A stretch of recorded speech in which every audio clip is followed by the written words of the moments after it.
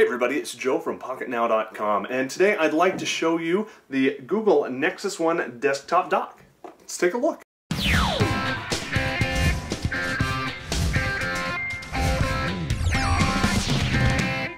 Okay, so let's take a look and see what comes with the Nexus 1 desktop dock.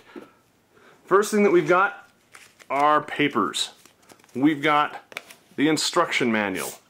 We've got warranty information, and we've got a regulatory notice. Most of the time, people don't open those, so we're not going to either.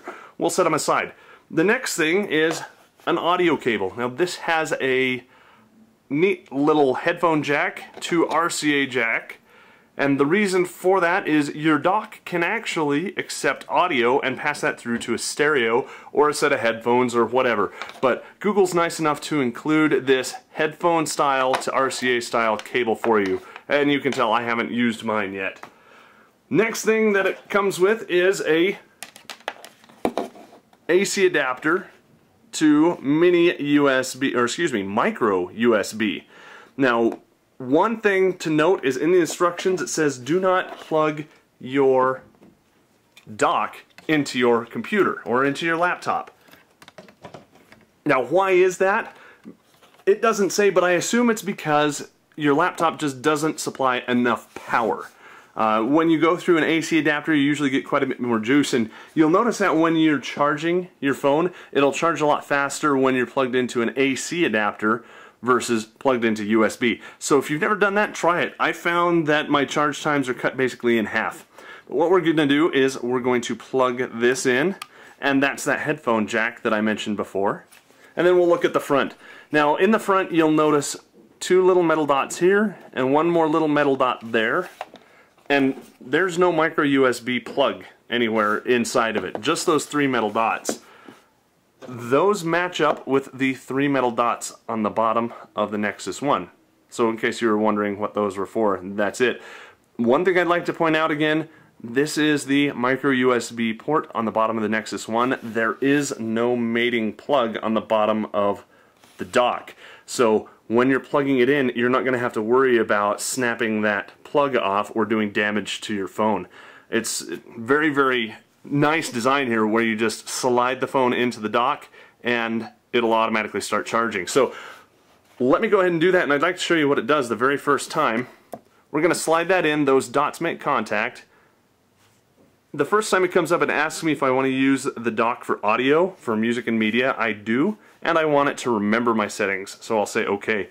That puts us over here into the desktop mode, where it keeps your wallpaper, kind of dims it out, puts the clock, calendar, current weather, along with highs and lows, the fact that it's plugged in and charging and what the charge state is, and then some relatively large easy access buttons on the bottom.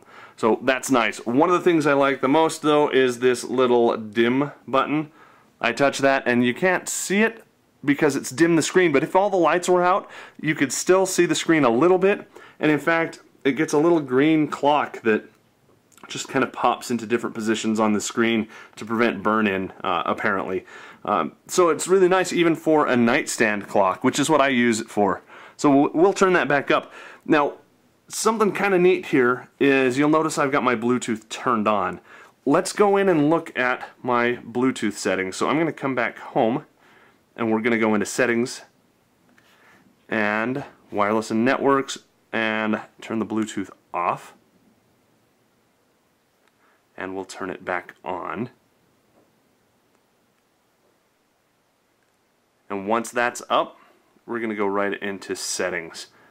Now, down here, you'll notice these are my Bluetooth devices.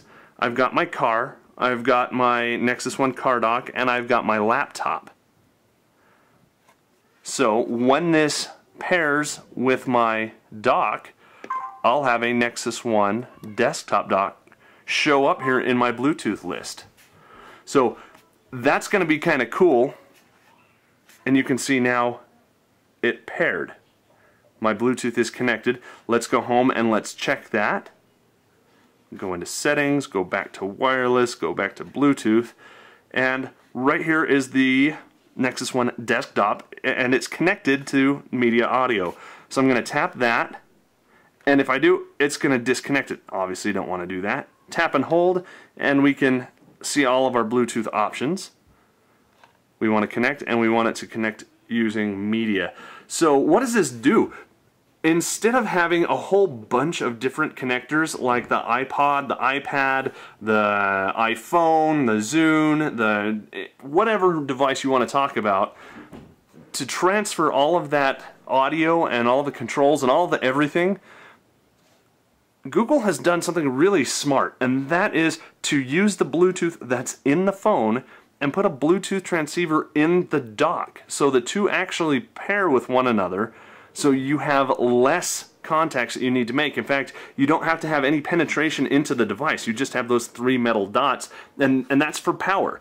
So that's really, really ingenuitive. It's ingenious, in my opinion, and it really adds a lot of utility to the dock. You don't have to worry about sliding it in just right and the possibility of scratching or damaging your phone. What don't I like about the dock? Well, this little lip that the phone sits in is not very deep.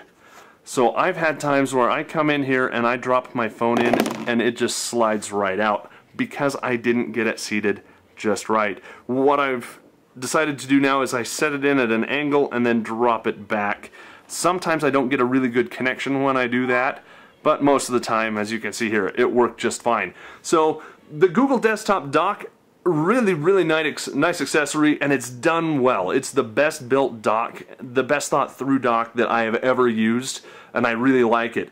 It's a little bit on the spendy side. You're going to be looking anywhere from 50 to 75 bucks, depending on where you get it from. You can get it straight through Google, or you could until they turned off their phone store. So how to get it right now is kind of up in the air, but just do a Google search for Nexus 1 desktop dock, and I'm sure you'll be able to find it on there. So give it a try. If you're using a different dock for your Nexus 1, I'd like to know what it is, and if you like it, what the pros and cons of that are. So showing you a hands-on with the Nexus 1 desktop dock, I am Joe Levi for Pocketnow.com.